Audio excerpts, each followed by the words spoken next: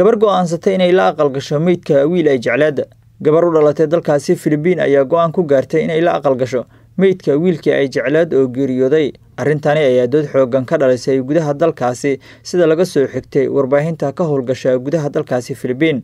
Bandhigga aqalgalkani ayaa ka dhacay Kayan Memorial Garden maalinimadii Talaadada ahayd ee 18 bishani. Zayn Dalmunda iyo Jack Athens waxay ahaayeen lamaane muddo 3 sanadood ah soo waday xiriir jacayl kuwaasi oo ku balansanaa ugu dambeyntii inay aqalgalaan bilowgii bishani. Hase yeeshee waqtigii ugu dambeeyay ee ay u diyaar garoobayeen arooskooda ayuu Jack ku geeriyooday shil gaari 2 bishani.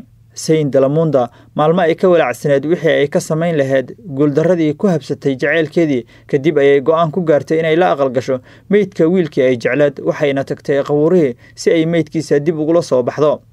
Ehelka wiilkani geeriyooday markii ay arkeen xadka jaceylka gabadhani uu taagan yahay ayaa waxa ay aqbaleen inay dib ula soo baxdo meydka wiilkooda. Kadibna waxaa loo sameeyay xaflad kooban oo aqalgal ah.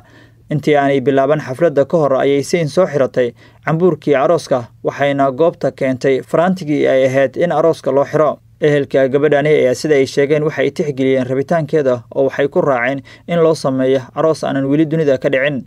Gabadhani ayaa ugu dambeyntii guriga dhigatay meydka wiilkii ay jecleed si ay u muujiso kameradhalinta jaceylkeedii muddada dheer ay soo waday. Shuruudaha guurka ee dalkaasi Filibiin ayaanan qeexaynin inuu guur dhex maro qof dhintay iyo qof nool, balse guurkani ayaa noqonaya kii ugu horreeyay ee ka dhaca gudaha dalkaasi Filibiin.